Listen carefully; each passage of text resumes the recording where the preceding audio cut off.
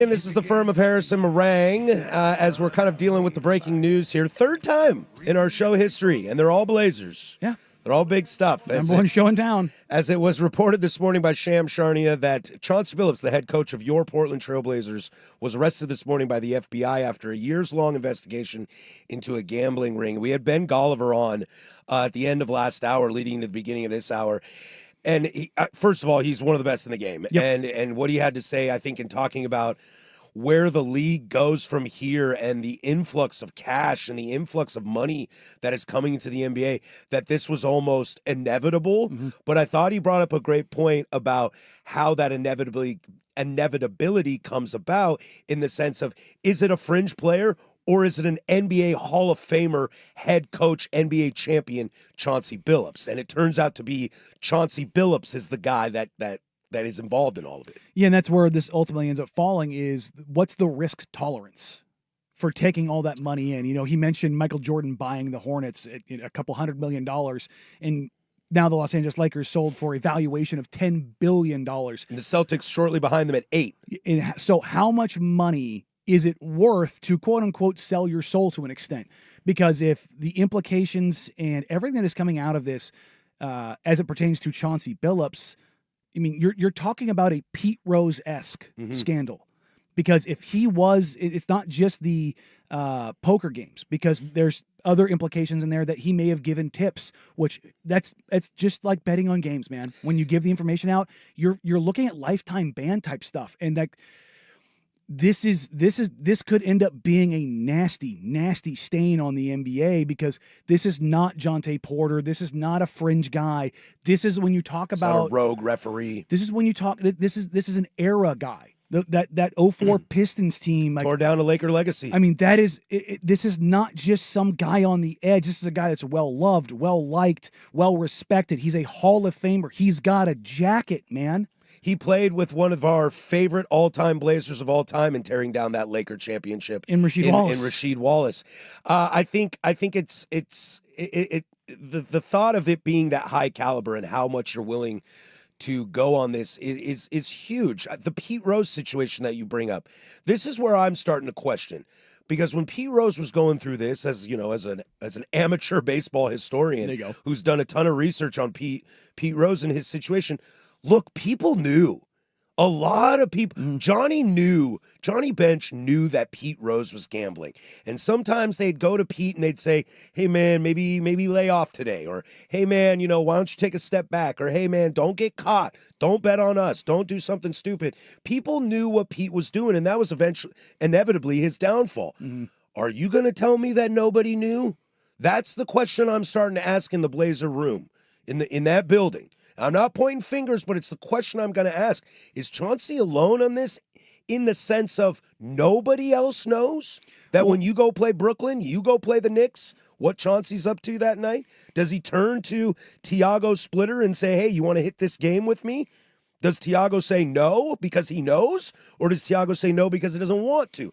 Just speculation. I'm not saying this happened. I think but how it's many meaningful. people does Joe know? Like, yeah, he's got a little bit of a gambling problem, but it's okay. Everybody in the NBA's got a gambling problem because we've normalized it with MJ. I was just going to say Charles Barkley, and we've all normalized it with the classic Barcelona '92 stories that those guys gamble a ton. Paul Pierce talks about it on podcasts all the time. A step further than that, we just had a documentary called Shooting Guards, about Javaris Crittenton and Gilbert Arenas over a gambling debt on a plane that led to guns in a locker room.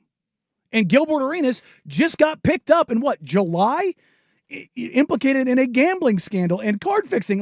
And that story went away real quickly. He literally said, I'm snitching Gil, when he came down the steps. And so you look at all of this. Look, it's not just the NBA. Professional sports in general, the level of gambling that goes on would blow your mind. It's everywhere. It's prevalent. It's young men with lots of money and a lot of competition. Guys gamble on everything. I mean, everything. There was a story the other day about Michael Jordan talking about what he was going to do to the Phoenix Suns the night before. Eddie Johnson told this story on a podcast of $100. I'm going to give your boy Dan Marley 40. And then he looks over at both of them and goes, get my money ready. as he's doing this in game, giving Dan Marley 40. I mean, what's the biggest conspiracy in the history of the NBA? That Michael Jordan played baseball for 2 years because he didn't like basketball? It's the biggest conspiracy theory that I've ever heard in sports, is that Michael Jordan had to retire for 2 years because he was addicted to gambling. And they had to get him out. And they had to get him out because it would crumble the league. Well, this is that what we talked David about Stern earlier. backed him up and protected the brand as best he could and said, Michael, you got to go away for a minute because we can't have you go down. And you just take a look at all of this, and I thought it was really poignant when Ben talked about where gambling is and how just pervasive it is in our sports and in our world right now, and why there's so many qualifications of make sure you have this text line if you have a problem, the humanity of it all, and how much that kind of ties into this.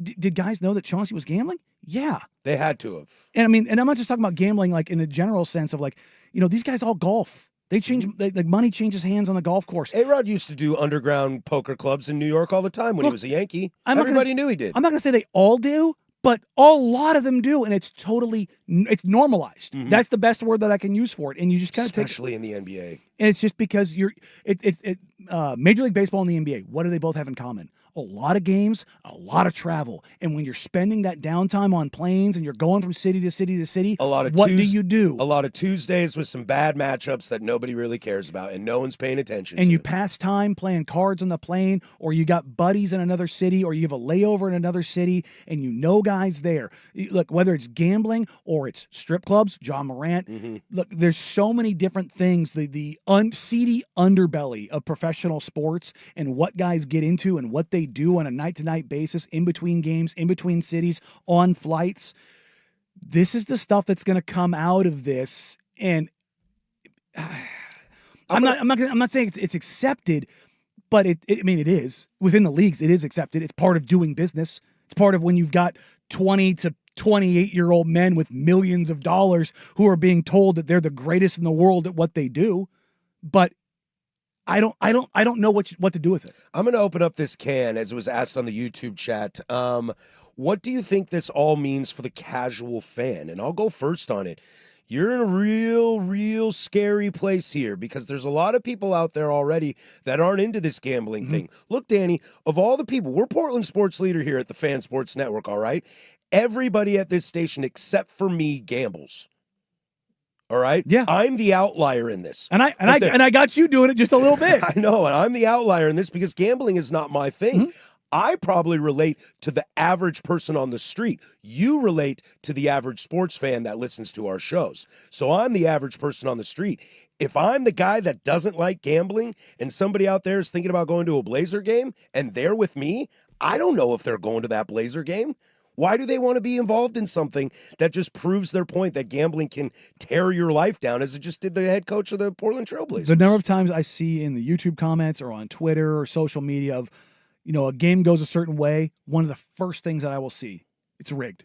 It's rigged. Without a doubt. We joke about how much you paying the refs, huh? Yeah. Or remember why do I get that superstar call? The NFL story about, the script writing. Oh, the Chiefs. It's always the Chiefs. It's all fake, and it's all the referees love the Chiefs. It's WWE style. It's all scripted. It's all entertainment. None of this is actually real. To your point, I think that can feed into it for the casual sports fan. Look, we've talked about this so many times. I gamble. Mostly on football. That's because I think most people do gamble on football. Because I want to stay. Like, I have gambled on basketball. Gambling on baseball. But yeah, good luck to you on that. That's true. I would even say basketball too. Isaac Robb says that all the time. Gambling on basketball, you're a weird one. There's a lot of volatility in it. When I do gamble on basketball, it's almost always on futures, like an MVP or Rookie of the Year, or over/under totals of like expectation type stuff. But night to night, it's a nightmare. But never the Blazers. No, I be on the record. Yes, I don't bet on the Blazers. I won't. Well, it's not true. I bet on an over/under total for them in 2015-16 because the line was so egregiously low. So I have one. There you go. But it wasn't a prop. It wasn't an in-game. It was like I think no inside information is going to tell you over/under. Yeah, the line on that season of 2015-16 was 26.5, and I thought it was hilarious. I think it ended up winning 41 games that year. So. But beyond that, I don't, because I don't want to have that, because I am privy to that information. I'm like, nah, I'm good. And I don't tell people that stuff. I know who's dealing with an ankle. I know who's dealing with a wrist. I know who's dealing with a finger injury. That's all stuff that I know. And I'm not supposed to know that. And guys don't tell it to me intentionally. Mm-hmm. But if I'm talking to a guy and he's like, yeah, man, I rolled my ankle bad. Well, that's something I know. That is something to know. If it's Matisse Thybulle, who I like. Yeah. If it's Matisse Thybulle, you're like, oh, okay, no big deal. If it's Damian Lillard, I care a lot about that. Yeah. I care a lot about that. It's a wild, wild scene.